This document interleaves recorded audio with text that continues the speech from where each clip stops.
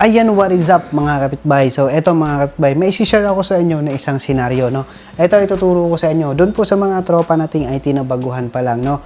Paano nga ba mag-troubleshoot ng isang internet connection, which is kunwari, nasa company ka, yung internet connection is naka-business line, tapos naka-static public IP, tapos naka-bridge. Paano mo nga ba iti-test? Kasi minsan, di ba, pag tumawag ka sa mga ASP provider, sasabihin nila, sir, na-test nyo na ba yung router nyo stand-alone, which is directly sa router? Kasi kapag yung isang router mo is naka-bridge, kapag nagsaksak ka ng laptop or ng device dun sa pinaka-LAN port niya, hindi ka na bibigyan ng IP. Bibigyan ka niya ng IP pero wala kang internet. So, paano mo nga ba i-test or i-troubleshoot para malaman mo kung wala talagang internet na binibigay yung router or yung ISP or kung may problema sa kanila. Okay, let's go. Ituturo ko sa inyo. Okay? Ayan. Kung nyo mapapansin, may scenario kasi ako dito. Yan. Yung internet namin, which is, di ba, dalawa. Radius at saka si Converge. Ayan, shout out po pala dyan kay Converge, no? So, ilang beses na kami tumawag about dito sa concern namin. Hindi pa rin nagagawa. Siguro mga 2 linggo na kasi ang scenario, yung internet namin, in-upgrade namin sa ibang plan which is 300 Mbps na. Palagi kami tumatawag, sinasabi nila na, sorry Converge ha, ito pawang katotohanan lamang. Sinasabi nila na, wait lang daw namin 24 to 48 hours. So, pangalawang linggo na to. Siguro sa isang linggo, 3 beses kami tumatawag, wala pa din. Okay, so sa ngayon, kasi nung Friday tumawag kami, siguro hindi ko sure kung ginagalaw na nila. Kasi kung yung mapapansin dito sa firewall ko is naka-online, di ba? Naka-online pero walang internet po yan. Sa ngayon, ang gamit namin is Radius. Nag-fail over siya rito kasi naka-online pero walang internet. Tapos dun sa modem, walang LOS or walang indicator ng error pero wala siyang internet. So malamang siguro ginagawa nila or ginagalaw nila sa side nila. Siguro nakita na nila yung ticket namin. Ayan. So sa ngayon, ito-troubleshoot natin kasi nakakonect to sa firewall tapos dito sa maraming switch. So ngayon, ititest natin, maglalagay tayo ng laptop doon directly sa router. Okay, so paano mo nga ba gagawin yun kapag yung router mo is naka-bridge mode tapos naka-static public IP? So, ang gagawin mo is, kukunin mo lang yung public IP mo dito. Tapos, ang gagawin mo, i-configure mo siya dito sa laptop na to. Puntahan ka lang dyan sa internet interface mo, ilagay mo dyan. So, kunin mo lang yung pinaka-IP mismo, yung subnet, kung anong subnet yon, tapos yung gateway. Tapos yung DNS kahit ano na lang. Okay? So, ayan. So, na-configure ko na po dyan. Hindi ko siya pwedeng ipakita kasi yan yung public IP namin for data privacy. Hindi ko na ilalagay. So, pupunta tayo dun ngayon sa pinaka-remote router natin which is naka-fiber kasi yon. Dun nakalagay yung fiber ng Converge dun sa remote cabinet ko dun sa kabilang building. Titingnan natin.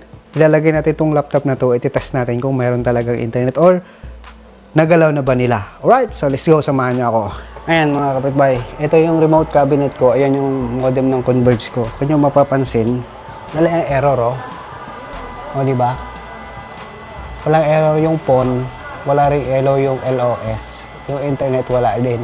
Pero wala siyang internet pagdating dun sa firewall. So, ito yung kable, connected. So, bali, 2 lang yung naka-enable na port dyan. So, itong isa, papunta yan dun sa firewall.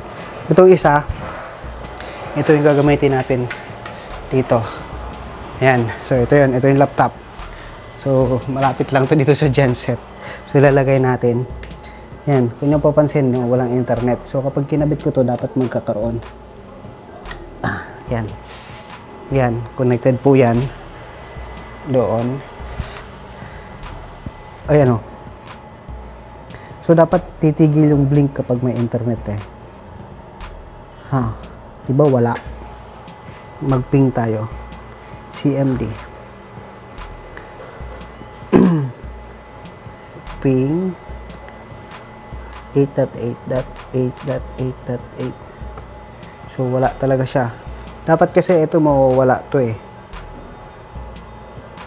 Yung blink na yan.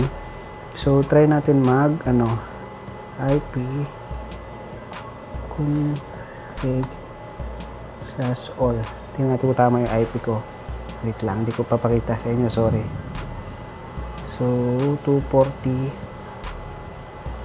Tama naman. Ayan. So, subukan natin wala talaga yan Nakasaksak yan. So, sa kanila ang problema pag ganun. So, try natin i-restart tong internet nila. Wait lang. Sorry, wala akong cameraman. Restart. Ay, mga talaga naman oh, Converge oh. Shout out sa'yo, Converge. Naturingan pa namang business line to. Okay. Parang hintay lang natin.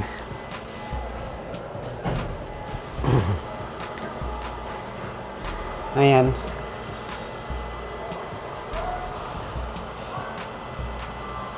So, wala man lang ka error.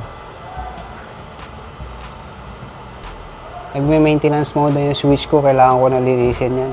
So, ito, yung switch na to, ano to, D-Link na 24 port, managed switch po yan. Tapos, ito yung nagdi-distribute dito sa building na to.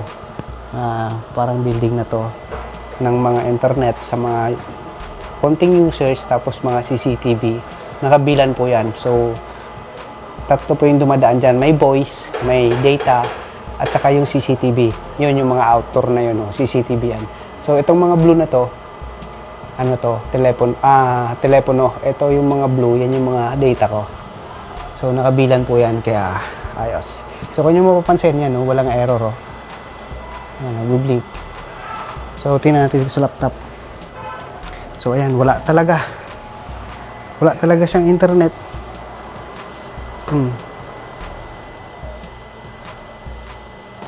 Tingnan natin. Gago tong Converge na to. Ayan o. Uy, parang uulan.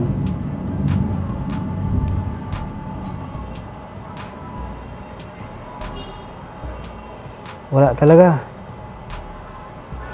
Pasaway.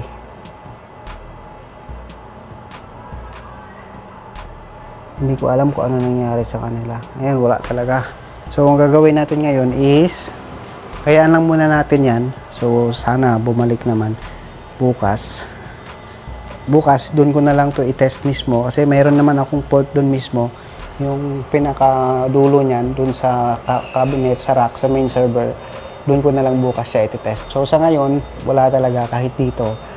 Kasi, binidyohan ko rin yan kasi tinatanong ng support. Tingnan natin. Ayan, wala talaga ano siya, naka-globe pa rin.